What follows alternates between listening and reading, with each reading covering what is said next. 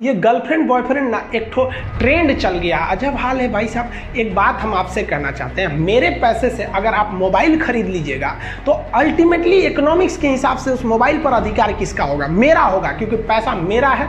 तो आप सोचिए, आप बाप के पैसा से अगर लड़की पटाएंगे तो लड़की किसकी होगी? इकोनॉमिक्स के हिसाब से बाप के लिए। तो लड़कियों को भी कहते हैं कि भाई ऐसा लड़का को मत वैल्यू दो जो बाप की कमाई पे तुमको घुमा रहा है, और लड़कों भी कहते हैं जागो, अगर बहुत शौक है ना गर्लफ्रेंड बनाने का तो अपने पैर पे खड़े हो जाओ। जिस दिन पैर पर खड़े होगे ना उस दिन समझ में आएगा ये सब चीज़ें फालतू चीज़ें होती है। कई लड़के बेचारे का दिल टूट जाता है, उनका शरीर एम्बुलेंस की तरह हो गया है, घायल दिल लेके घूम रहे हैं। अरे फालतू ये सब चीज़ें। जीवन में किसी के लिए आंसू मत बहाइएगा, वो आपके आंसुओं के काबिल नहीं होगा, और जो आपके आंसुओं के काबिल होगा वो कभी आपको रोने नहीं देगा।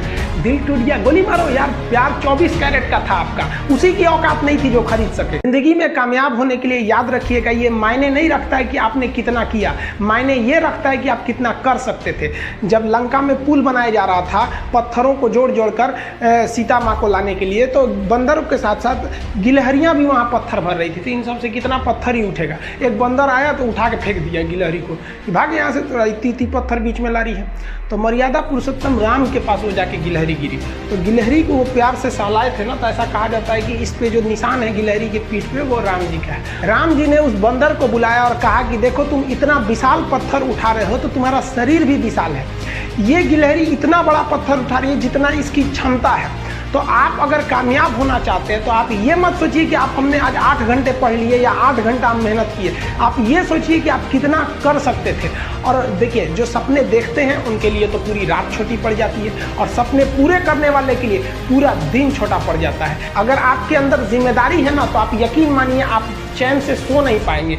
जिम्मेदारी ऐसी चीज होती है जो रातों की नींद छीन लेती है। रात में जगने वाला हर लड़का आशिक नहीं होता। पैसा और समय में तालमेल बिठाना बहुत जरूरी होता है। पैसा कहता है कि तू कुछ करेगा तो हम आएंगे, जबकि लोग गलती करते हैं, लोग कहते हैं कि पैसा आएगा तब हम कुछ करेंगे। ऐसा नहीं है। पैसा कहता है कि तू मुझे आज बचा ले, मैं कल तुझे बचा लूंगा।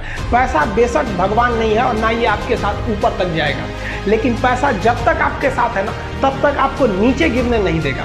देखिए, पैसा जीवन में बहुत कुछ है, बहुत कुछ, लेकिन पैसा सब कुछ नहीं है। इंसानियत मायने रखने चाहिए। समय के साथ आप कभी खिलवाड़ मत कीजिएगा। दुख की बात यह है कि समय बहुत कम है, लेकिन सुख की बात यह है कि अभी भी समय है, लेकिन समय के पास इतना समय नहीं है कि आपको दोबारा समय देगा। वक्त नहीं लगाइए आपको यह निर्धारित करने में कि क्या करना है, वरना वक्त निर्धारित कर देगा आपका क्या करना है। हम सबकी सबसे पहली जो शिक्षक होती है वो माँ होती है, इसलिए माँ का शिक्षित रहना बहुत जरूरी है। अगर कोई शिक्षित माँ है तो वो कभी भी अपने बच्चे को शिक्षा से दूर नहीं करेगी। मेरा ये हरगिज़ कहना नहीं है कि जिसकी माँ अशिक्षित है उसका बेटा पढ़ा लिखा नहीं होगा। मेरी माँ आज भी अनपढ़ है, आज भी उससे 1 रोटी मांगते हैं ना तो वो 2 रोटी दे देती है।